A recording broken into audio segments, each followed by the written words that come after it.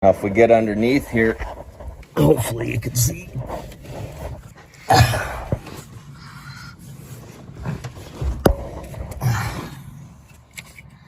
That there looks like that's a command start, and so we've got wires in here connected to the command start, and then you can see right there those 3 wires going out the firewall.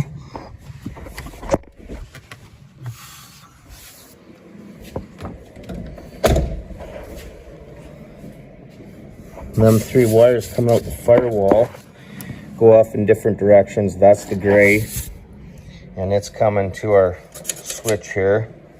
And then if we look back again, we're gonna have our red and our white. And we follow those along to the other side of the engine over here. And we've got our red that's obviously coming down to our battery positive to the fuse box here. And then if we chase our white, it gets spliced into one of these wires that goes down, and that's going to go to our coil connection here. Back inside, it's hard to see. We've got this green wire to chase down. We have this wire here to chase down. They get connected to different color wires too. Like we've got a couple tape connections here where we've got, it looks like that's our ground, and then we've got one here which is a brown, orange to a brown. So, and then we've got our fuses for that command start. And then in here, I don't know if I can get in to see. In here we got this white wire that's connected here to the red and blue. So we gotta figure out what all this is doing, and if that's part of our problem with our electrical issues. So a rundown of everything that's going on. We have the interior light that will not shut off until we find out what's causing that. So I just I'm going to pull the fuse down there to end that connection. That's just like the interior lights for the roof, map light, under the dash, that system. The gauges and all of the dash still light up, but the problem with that is that they'll flicker. So which tells me I'm think we got a loose connection somewhere, because they'll dim, they'll flicker, they stay on, but they're just, obviously there's some kind of loose connection there. And also too, with some of the lighting and the gauges, you know, like say for example, you might have the gauges will be illuminated really well, but over there the heat control won't be. So stuff like that. So we've got lighting issues, interior lights, the gauge lights, like for the dash. I think that's pretty much it, that we're trying to chase it all down and figure out what's wrong here. So this here is an example of what we got going on. We got yellow to pink. We've got, whoever installed this, they've got different color wires in between different color wires. So pretty hard to run down. I'll give you an example here. So we've got this white and green. So I chase, you know, this is all taped up. I chase that down. I'm thinking, well, that's the white and green here, right? To whatever pin number that is. And then I find out when I remove the tape, we got green and white going to blue, going to yellow and purple here. So then we get looking, and then we've got four wires here. So these are all connected together, and they were just taped and then cut, and these are all connected together. So we got to find out what's going on there. And these aren't good connections, right? Like that's just wrapped together and then taped. So we've got a bunch of bad connections here. We got 2 red wires going to one, I think the ignition red wire. We've got a back here, I think this green is going to a yellow, and this yellow is going to a white, which is going to something else. So we got to get in here and we got to figure all this out and try and fix it up. Here's the car starter removed out of the vehicle there, and wiring is complicated and bad enough without people changing colors of the wires all over the place. So throughout this whole installation, they must have grabbed whatever they had for the right size wire.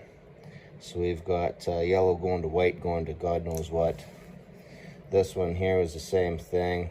It was this green and white going to a blue, going to a orange and green, I think. So it's going to take some time to figure out where all this stuff is connected to. First thing was to pull these 2 wires that come out of behind the firewall there. This one here is for the basically for the hood, to know that the hood's closed. And then over here for this one is spliced into the white wire that fishes down into the coil plug down there. So we will we'll get rid of these 2. If it's not going to be used, you might as well remove it so you don't have any confusion in the future trying to chase stuff down. Next, we got like all the ignition wires in here, which looks all right. See, we've got orange to orange and black, so we could just cut that one out of there. This is what I was talking about before. We've got yellow to green to purple to yellow again. So, I mean, that shit really fucks you up when you're trying to chase stuff down, and this is all taped up and stuff, but we got all that removed to identify what we're working with. And then we've got these reds spliced into the factory red and white. So we take these off. We can hook this yellow back up. And we've got this, again, yellow to pink that goes to blue. But the factory wire there is blue, so we take that out. I think we'll be all right. The only one we have to really reconnect is this yellow. So we got this all cleaned up under here. I added a yellow wire so that we're all solid color here. And then we tape these up for the time being. So this should take care of all the ignition. All these wires here should all be for the ignition. And then we'll try and do similar with this. Like if they're just spliced in, we'll just try and eliminate that. And hopefully that doesn't give us any trouble. This here is going to be the question mark. Why all of these were connected together and then dead-ended. But hopefully we'll be able to get this thing running and then see if any of this other stuff back in here, like we still got this one here to figure out, and there's another one up there in behind there to figure out what's going on with that. Now I don't disconnect my battery if I'm working on brakes or shocks or a lot of things, but when I'm working on electrical, I definitely disconnect the battery. So make sure you get that battery disconnected anytime you're working on this electrical stuff, especially for splicing wires and everything. Thought I'd give a little demo on soldering the wires here. So you're gonna need to get yourself a pair of wire strippers. And in this case, these wires are 14 gauge. So you're just gonna slip it into the 14, and then you're going to move down the wire how far you want to cut it. So then that cuts the insulation, and then just pull it off, and then that'll just strip that insulation piece off of there. So then next you want to have yourself some paste. So then you'll take each end of the wire and you'll dip it into the paste, that one, and then this is a little stubby end I got for demonstration. You stab that in there, you get the paste onto the wire, and then you're going to take these wires and you're going to mesh them together. before you do that, make sure you get your shrink wrap on there, right? So you wanna, because lots of times people forget their shrink wrap, and that's gonna cover this after you've made your connection. It's gonna give a nice solid seal all the way around your connection. So what you can do is you can kind of fray the ends with your thumb, and then you're just gonna stick these two together. Once you got those mashed together like so with your paste on the wires, then you're going to, I just got a pencil torch here. You're going to heat the wires, and while you're applying the heat, you're going to drive your solder into the connection while you're heating this up. The paste is what pulls the solder into the connection, so you can't do this without the paste. You need the paste. Also too, you need the right solder. There's electrical solder, there's plumbing solder, so you got to make sure you get the right stuff there too.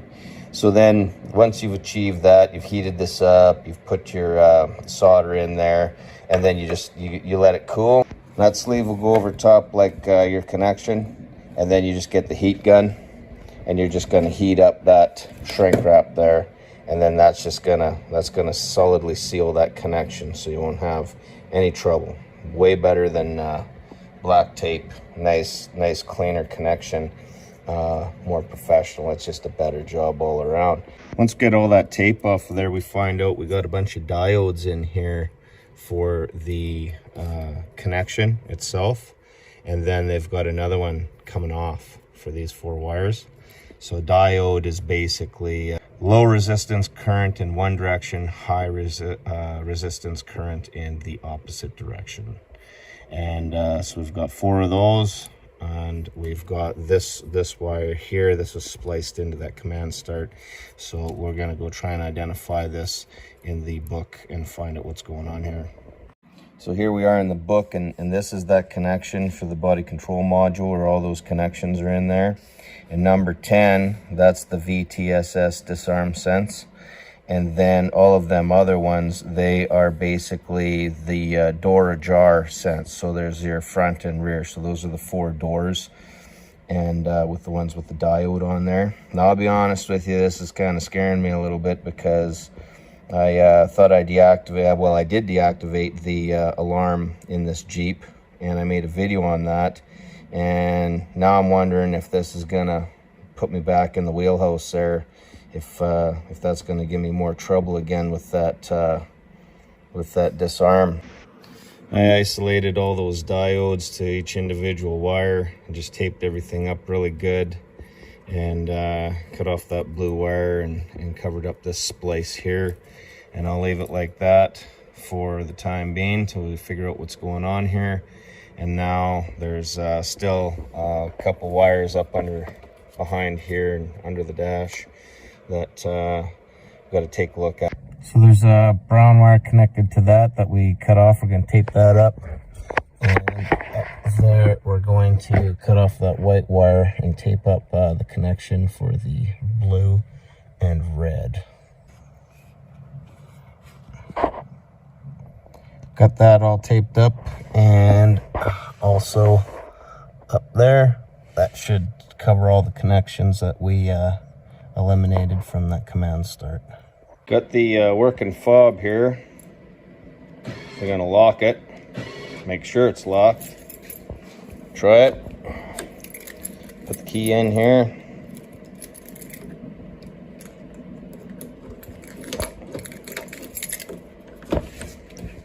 And no alarm, so we're still good that way.